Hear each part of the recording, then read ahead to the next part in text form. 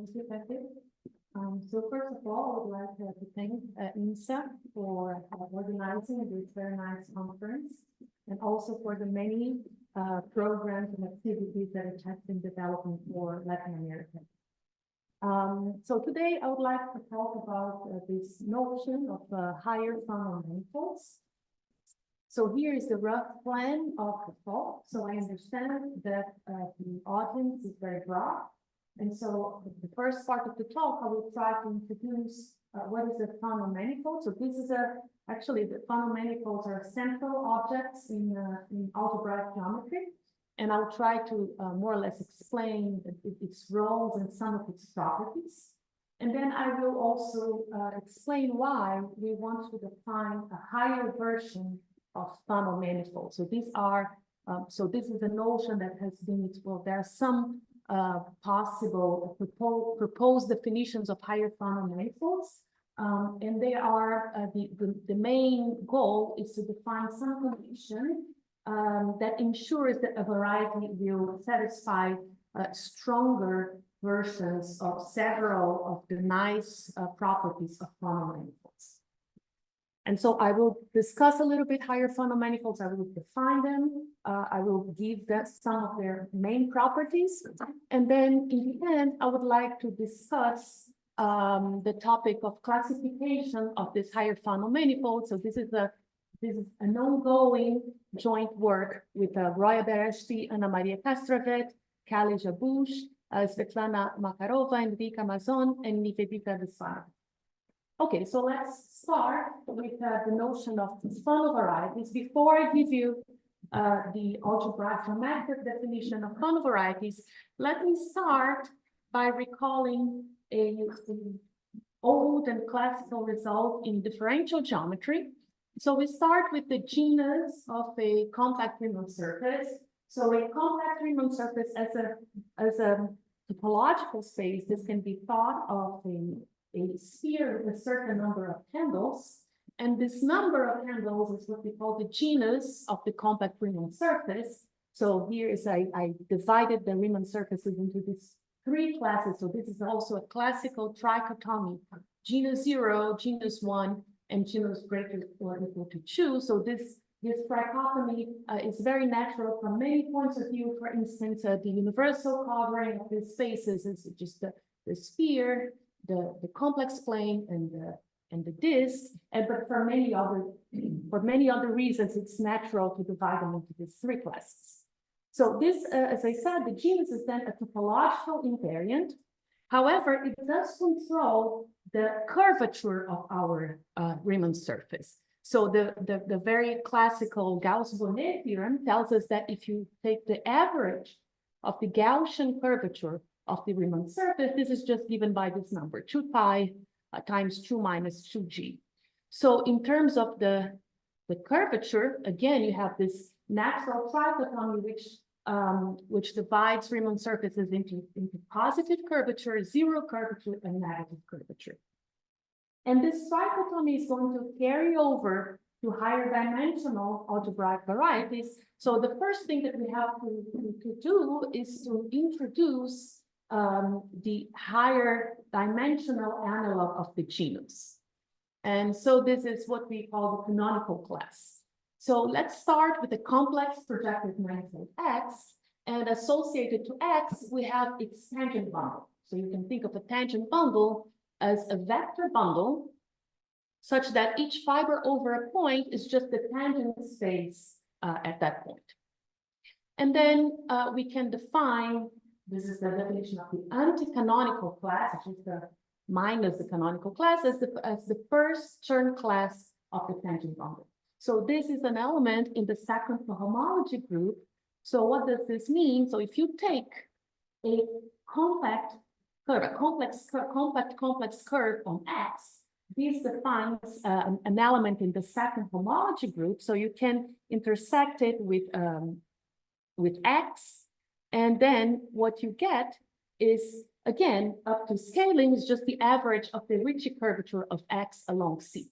So the anti-canonical class will play the role of the genus in higher dimensions, and as we can see, it controls the curvature of our complex projective manifold. Okay, so again, so this is just to recall, we have a complex projective manifold. We take the anti-canonical class to be the first Chern class of the tangent bundle, and then we define a complex projective manifold to be a Fano manifold if the anti-canonical class is ample. So this means that its class in cohomology is a class of a hyperplane under some embedding.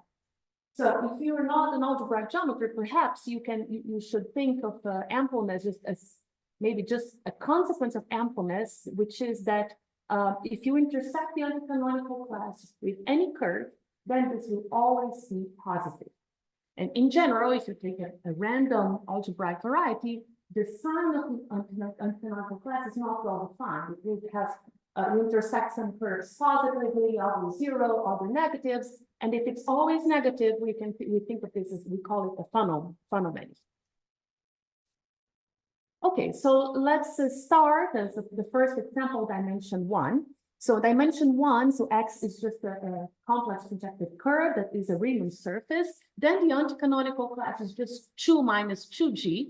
And so in terms of the anti-canonical class, this is how you write the trichotomy from the first slide. So anti-canonical class positive, that is the Fano curve, the P1, 0, which is the torus, and then negative, which is higher genus.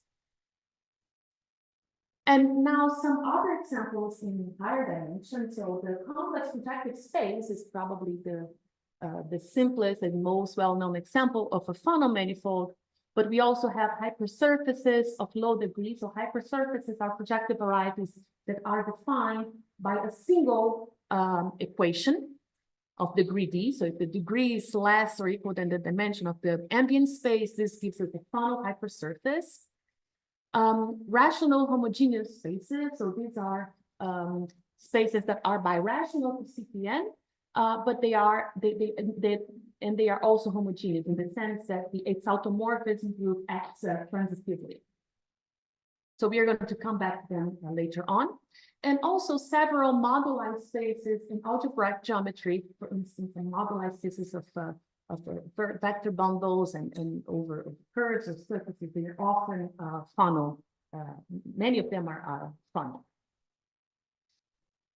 And also, I want to remark that the Fano manifolds of, in general, Fano varieties, even possibly singular, they also play a very important role in the minimal model program. So the minimal model program is it's an area in algebraic geometry or a theory in algebraic geometry whose aim is to classify birational algebraic varieties up to birational equivalence. And this is a very important area of research. And as a consequence of the minimal model program, it is expected that every projective variety can be built up from varieties with positive, 0, and negative anticanonical. So these are the building blocks for projective varieties. And again, so here Fano varieties appear as one of the building blocks in algebraic geometry. Okay, so now I would like to discuss, I will focus on 2 very nice properties of Fano manifolds that somehow distinguish them from the other classes. So instead of just giving you the, oh, sorry, Natalia, there is something. Okay, this is clear.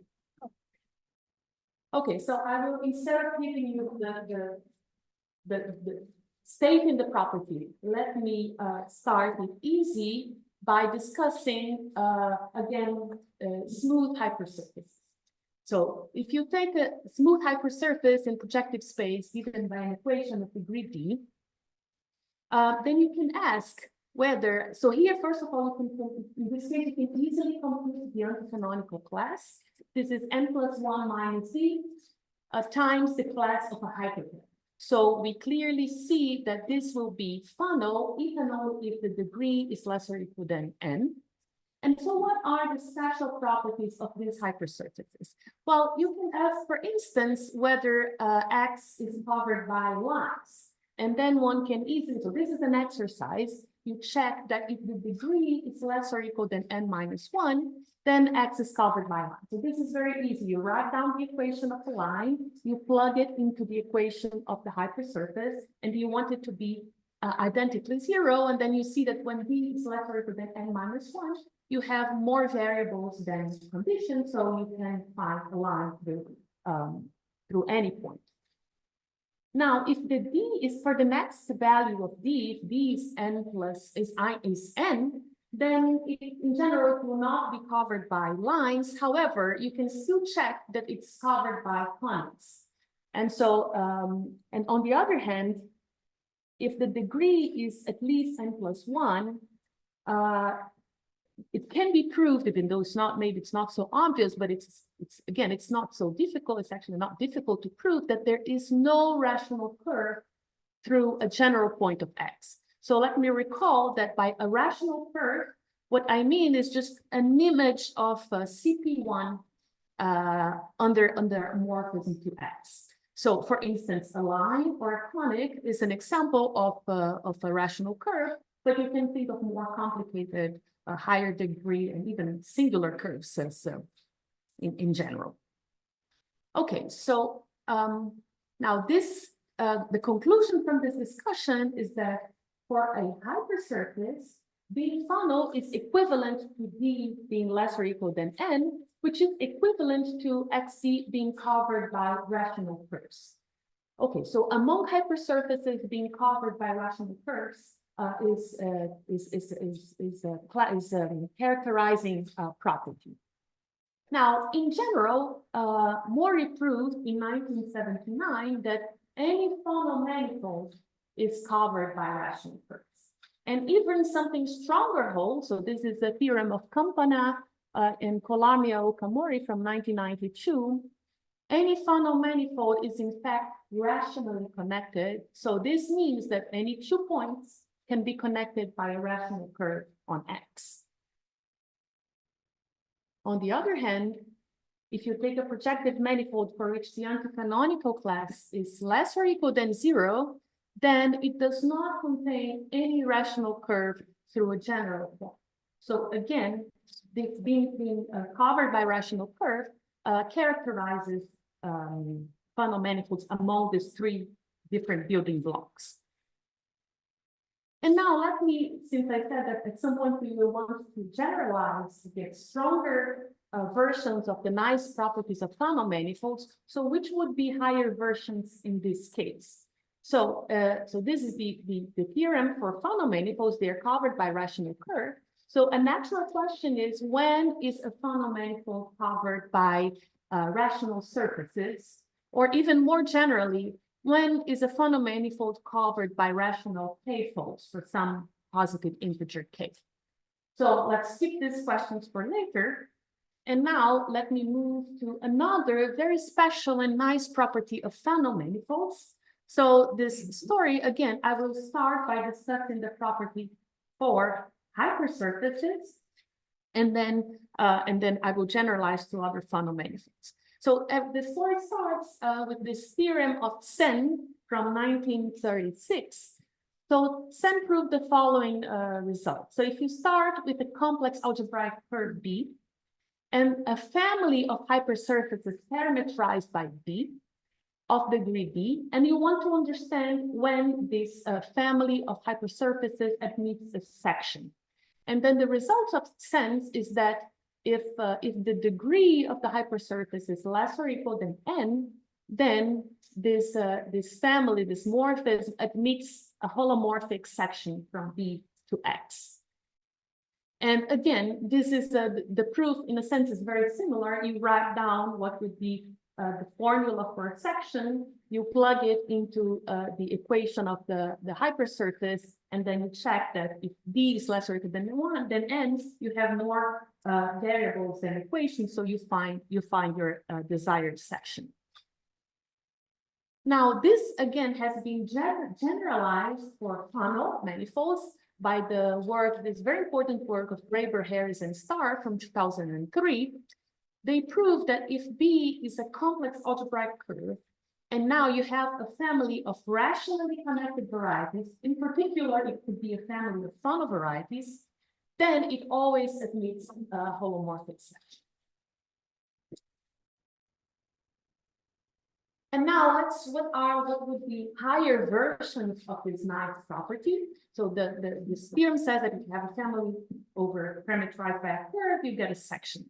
So the natural question is, if you have a family of Fano varieties, but now not over a curve, but over a higher dimensional base, when can you guarantee that this family will admit a meromorphic section? So here we have to put meromorphic because the base is higher dimensional. So for curves, if it is smooth, once you have a meromorphic section, you automatically can extend it.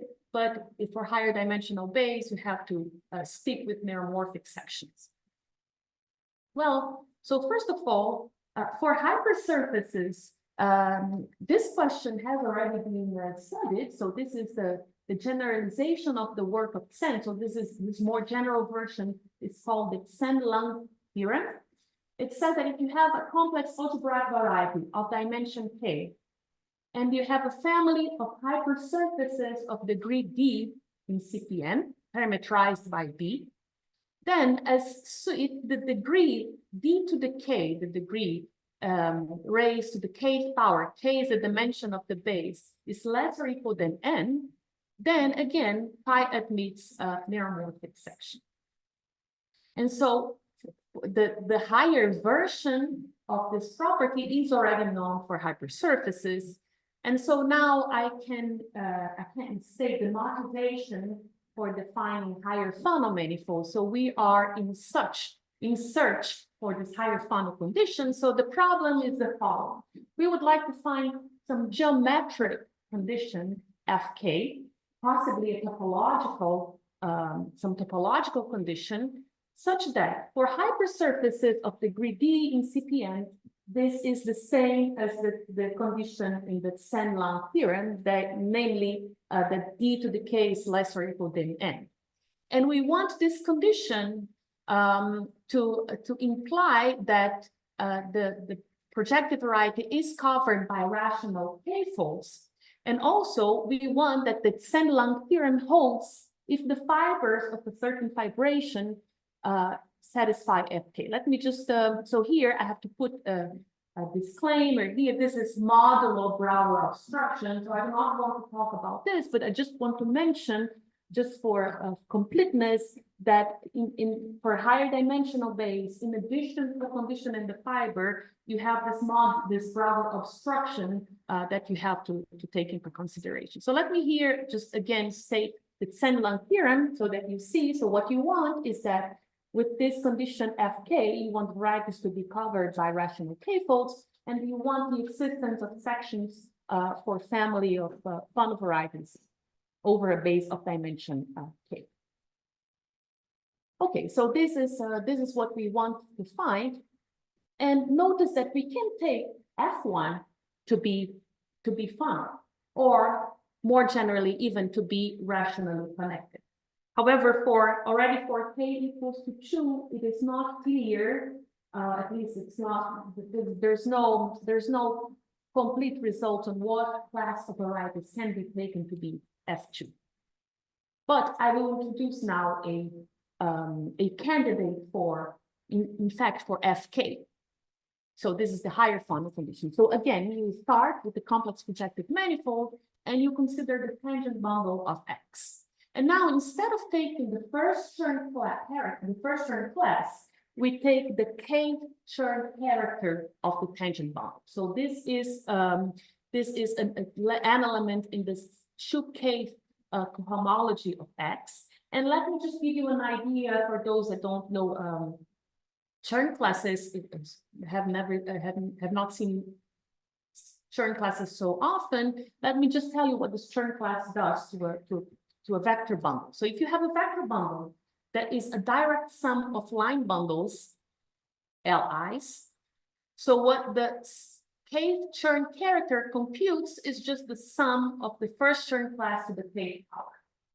So this is, in a sense, so this is what the Chern class Chern character does.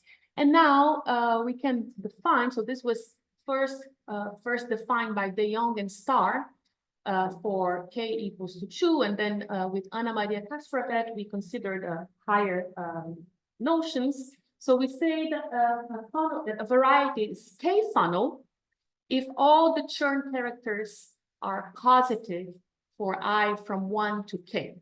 And by this, I mean that when I intersected with when I intersected the I Chern character with a cycle of dimension, an effective cycle of dimension I, then I get something positive. And let's look at the hypersurfaces. In this case, it's very easy to compute the Chern characters of hypersurfaces. And in this case, you check that the hypersurface of degree d is k funnel if and only if d to the k is less or equal than n. So this is exactly the condition that we have encountered in Sandland theorem. Okay, so this is just, I'm just recalling the problem that we are interested in, find intrinsic conditions that gives this higher versions of nice properties of Fano manifolds. And let me also recall the definition of a k Fano manifold. And this is what we ask. Can we take this condition fk to be x is k Fano? And I should say that we've been mostly looking at the case k is equals to 2. The things are already not clear there, but you know that let's put this more general question, and then I will give you some answers to that. So we've already seen that this first property here is okay. So this for hypersurface, this is very easy to check. Now, what about being covered by rational k-folds and the Sandland? So we have some partial results for the other two properties. But before I start giving you explaining our approach to study higher Fano manifolds, I would like to take a break from algebraic geometry and get some inspiration from topology. So if you consider the same problem, or the same problem as the Sandland theorem in topology, what would that say? So if you have now we consider a fibration of CW complexes with typical fiber F, parameterized by a base of dimension k. So now we want to know when such a fibration admits a section. And in topology, in algebraic topology, this is very well known. If the typical fiber is k minus 1 connected, then pi admits a section. And let me just recall the notion of connectedness. So if you have a topological space, and you take a point in this topological space, then you can look at the loop space based at the point P, and this can be given a structure of a topological space with the open compact topology. And we define inductively the higher homotopy groups, so the pi k of F to be the pi k minus 1 of the loop space. So we have this recursive definition of the homotopy groups, and we say that F is k connected if all these homotopy groups vanish up to k. And so, for instance, now we know that F is 0 connected if and only if it's path connected, and it is 1 connected if and only if it is simply connected. And these are the first two conditions that appear in the answer to the problem in topology. So now this was for us to get some intuition. So now let's construct a dictionary between topology and algebraic geometry. So whenever we see a topological space, let's translate it to a projective variety. And whenever you see the interval 0, 1, you can think of now as CP1.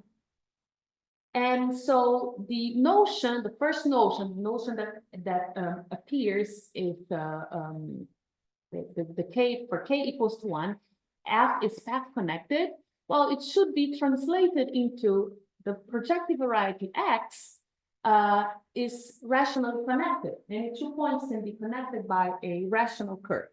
And this is precisely the answer to the problem for k equals to 1. So for k equals to 1, the answer in topology coincides with the answer in algebraic geometry. So we get very excited, and okay, then now let's look at the next case, the case k equal to 2. So here the condition that appears in topology is that the F is simply connected. If that is the case, we will have sections over for fibrations of CW complexes over a curve. And simply connected means that the space is path connected and the loop space is path connected. So now let's translate it to algebraic geometry and see if we get some guess of what would be the answer for our problem. So the first to say that it's path connected should be translated into X is rationally connected.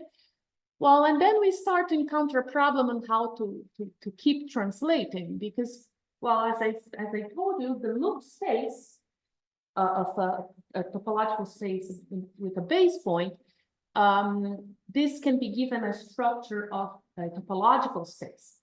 However, the same is not true now if we go to algebraic geometry. So if you look at the space of rational curves passing through a fixed point, this cannot have a structure of a projective variety.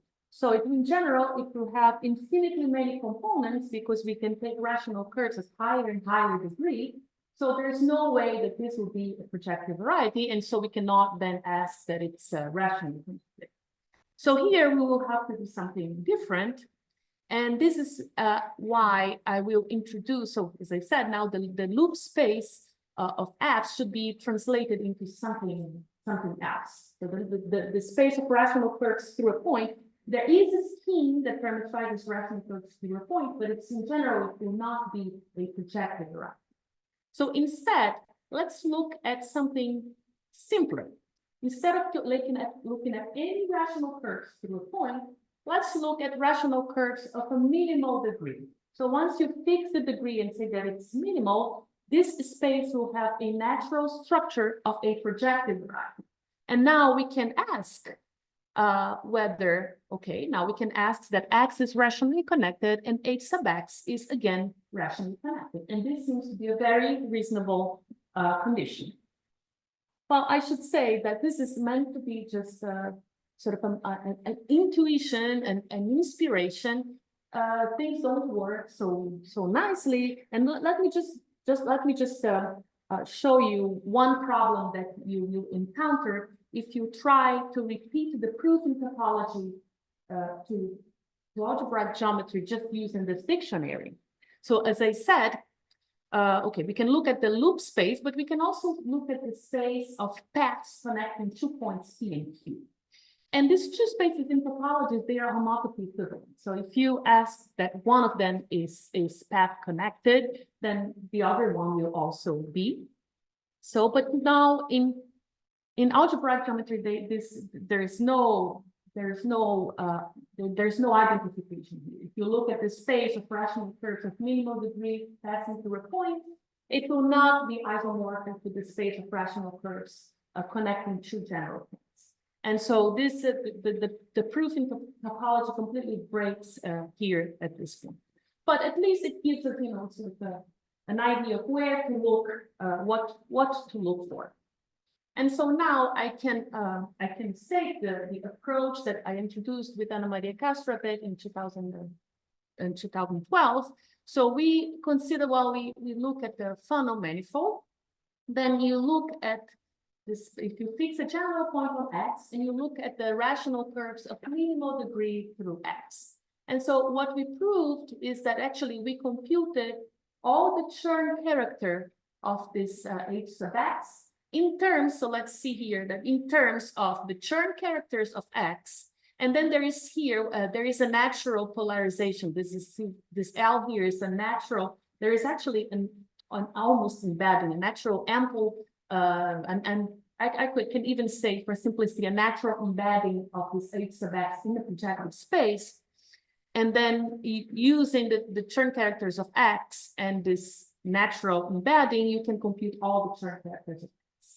In particular, we show that if X is two Fano, then the H sub X is Fano.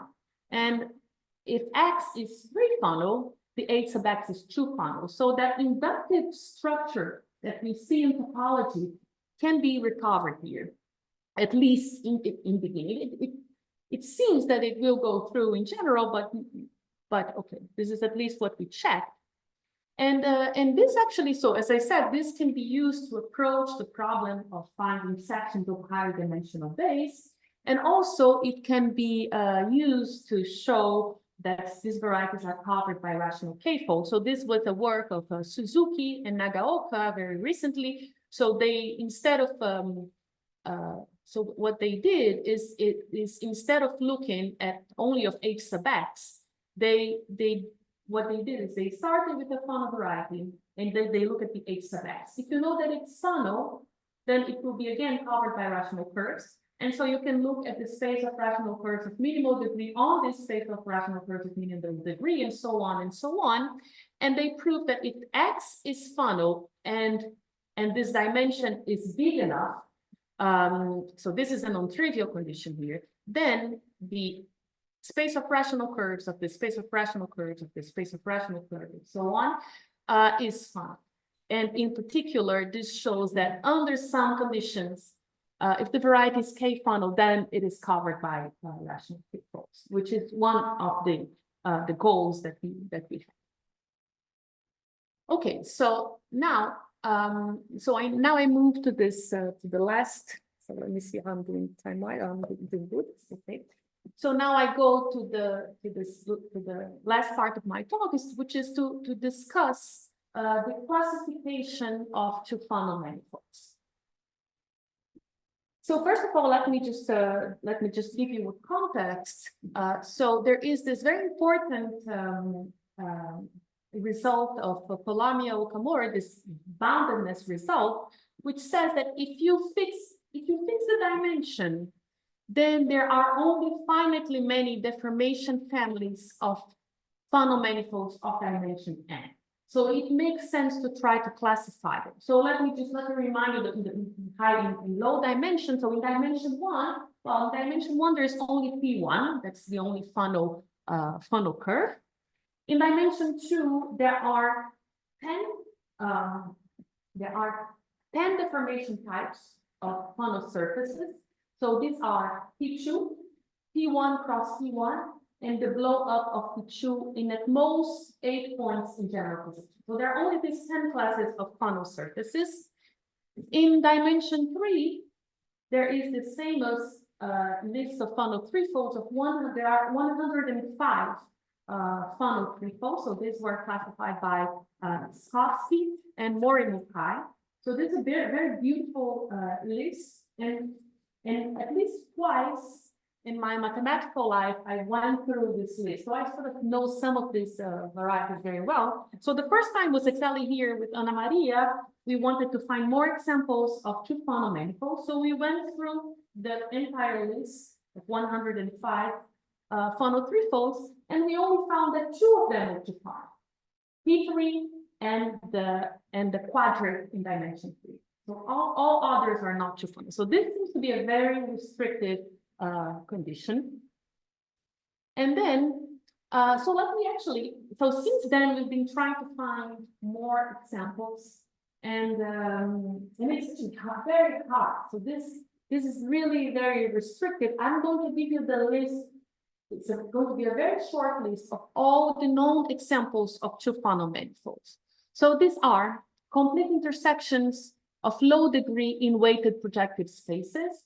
So we have been discussing hypersurfaces, but we can do a little bit more, we can do better, we can do a little bit more general, which is instead of considering only one equation, we consider what we call a complete intersection. So the number of equations coincides with the codimension of the variety.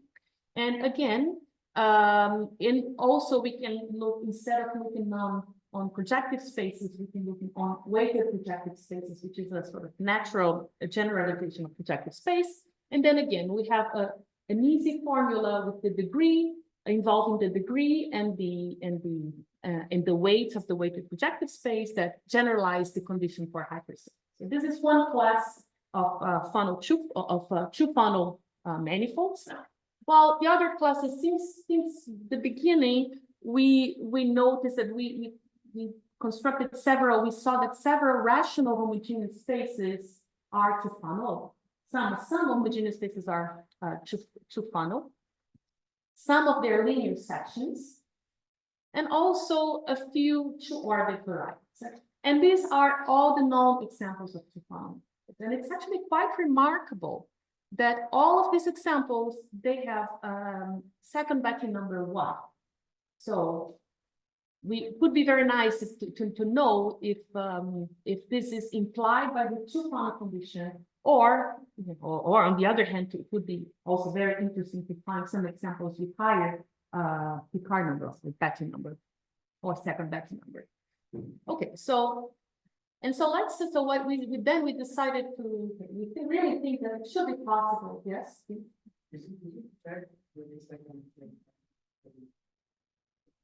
For these cases, it is easier to check that it is not. So let me just go back some slides to show you. Thank you for the question. So this, so to show that something is not two Fano, most of the times we use this. It's usually easy to compute what is the state of rational flux through general quantity if your variety is explicitly given. And then most of the cases that we show that something is not two Fano is just by showing that the eighth is best. And then in general, I will tell you a little bit about the known cases. In these cases, most of these cases, one can in fact compute the second Chern character. So let me discuss. So I will discuss this now, these examples. Okay, so these are the known examples. And so problem classify two Fano manifolds. Either find more examples or maybe try to get a full classification. Okay, so let me discuss the case of homogeneous two Fano manifolds. So if you have a rational homogeneous space, again, this is a manifold which is homogeneous. It has the automorphism group acts transitively, and it's birational to projective space.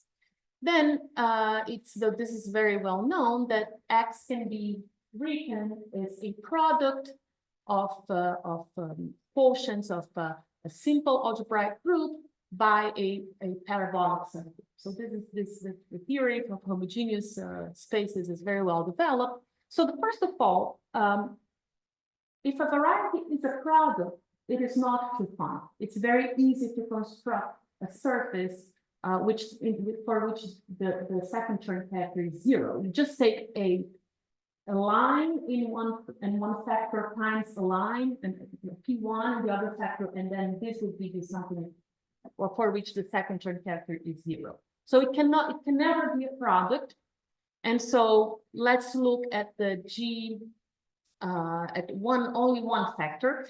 And if you take one irreducible rational homogeneous state, G mod P, this can be given by a Dynkin diagram. This can be completely characterized by a Dynkin diagram with some markings. And so here are the Dynkin diagrams. So you have the infinite series here and the sporadic ones here. And now this these are the gives you the groups that can appear, and then usually let's consider just one marking because this will give us the car number 1. So when you have two markings, you will often get a fibration, and then you can reduce the problem. And in those cases, we can see that it's not two Fano. So let's consider just one marking, and let me just remind you that the ones of the classical type here is what they are. So these are the groups of type AN, BN, CN, and DN, and they correspond to Grassmannian, orthogonal Grassmannian, or symplectic Grassmannian. And so in this first work, with Roya Beheshti, Anna Maria Castravet, Kelly Jabbusch, Svetlana Makarova, Enrica Mazzon, Libby Taylor, and Nivedita Viswanathan. We went through the list of homogeneous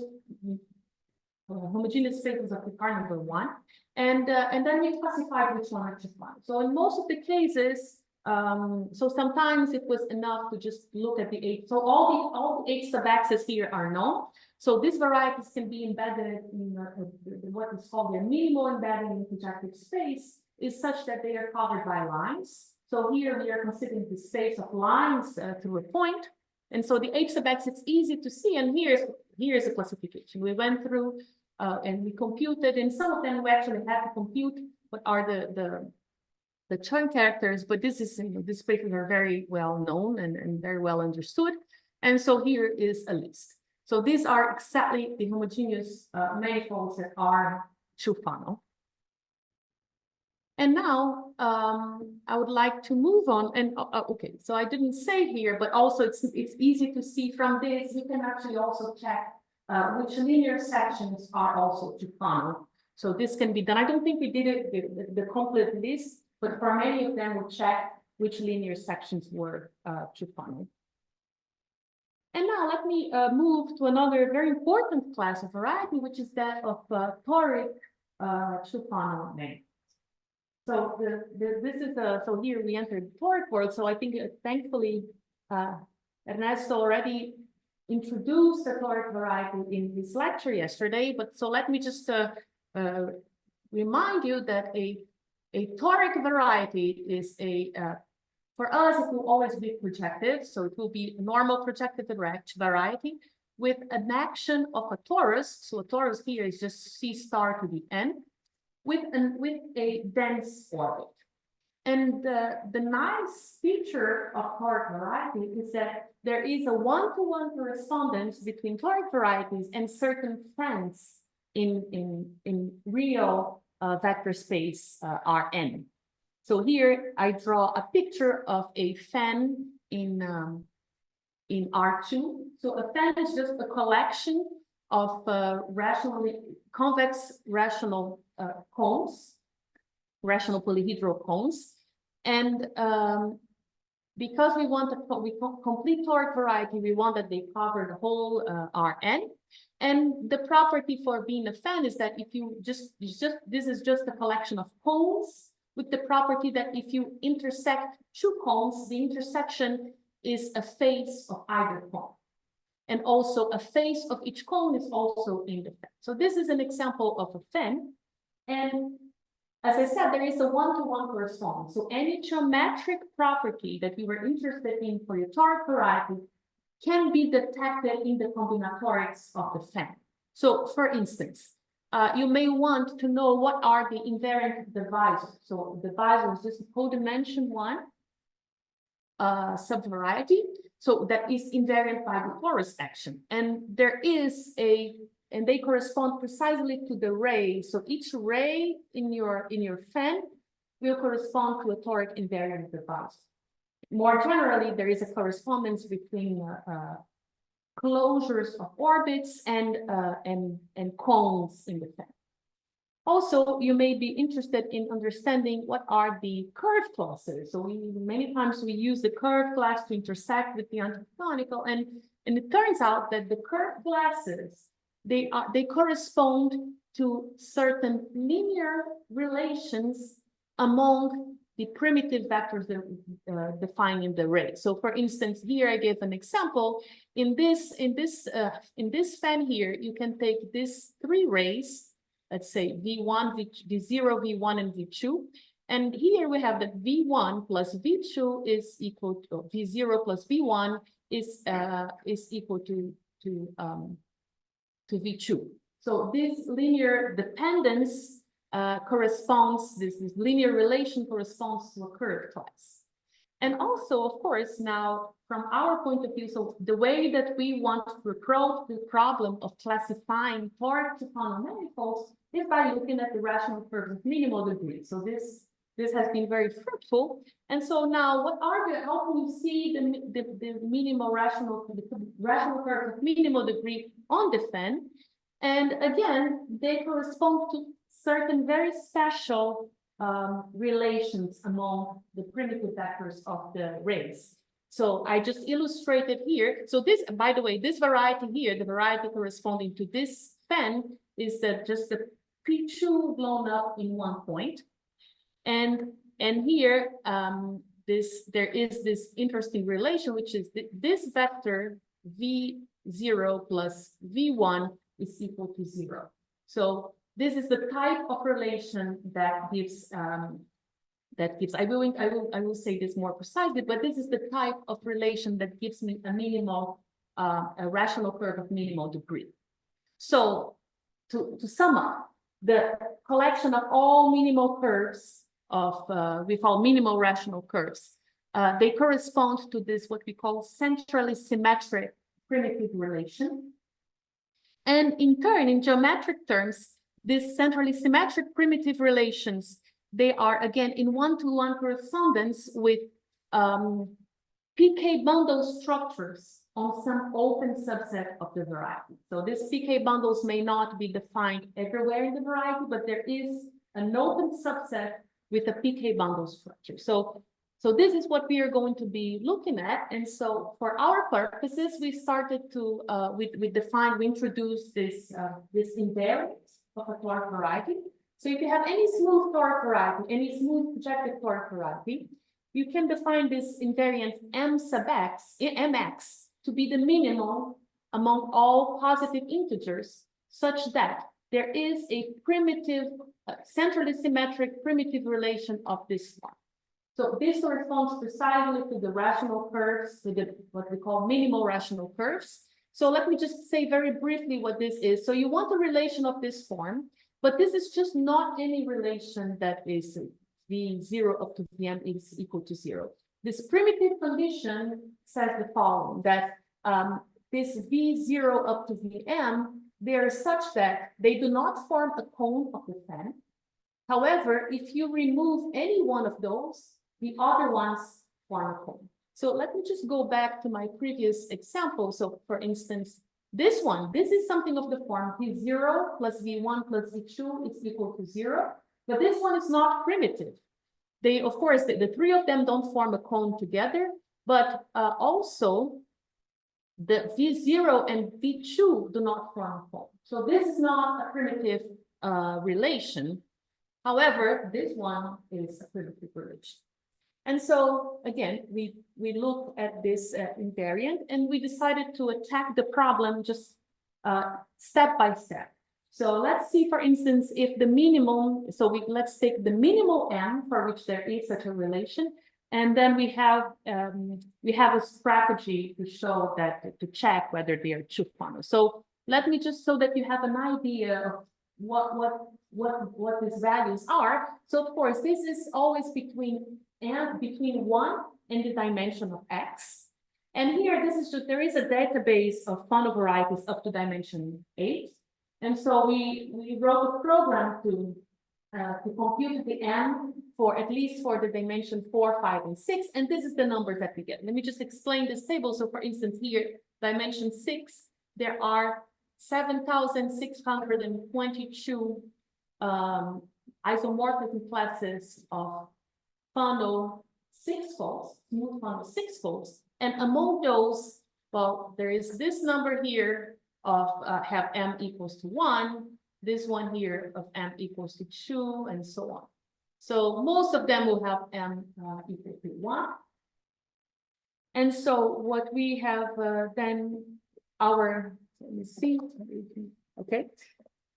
So let me just explain what is our strategy. So we know that if, let's say for the case m equals to 1.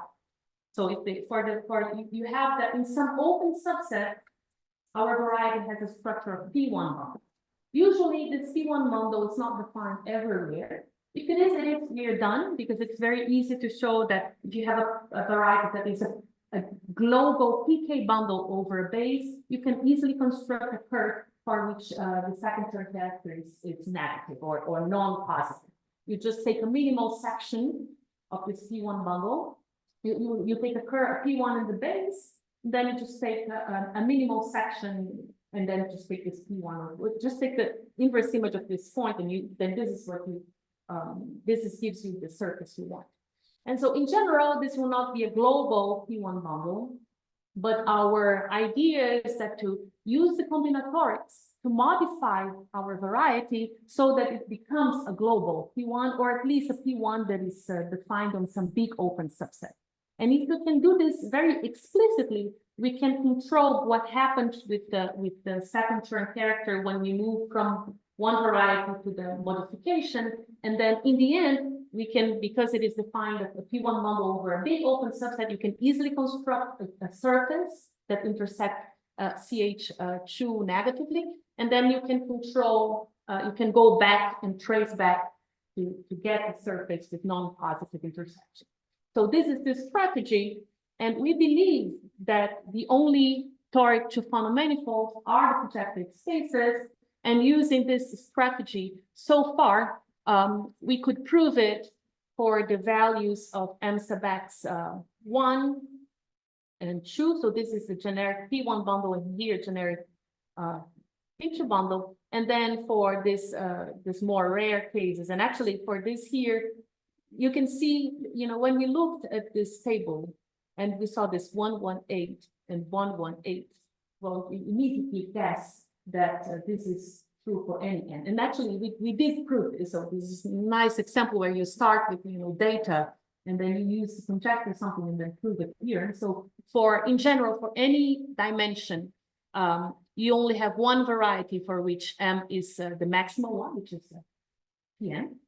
And then the next one is just there. Again, there's only one, which is a blow up along a linear of a Pn along a linear subspace. A blow up of P1 cross Pn minus 1 on a linear subspace. And then again, here we always have 8 cases for m equals to n minus 2, and then they're not Fano. So this is what we have so far, and then we hope to be able to push this strategy through to get the free conjecture. So this is what I wanted to tell you today. Thank you very much for your attention.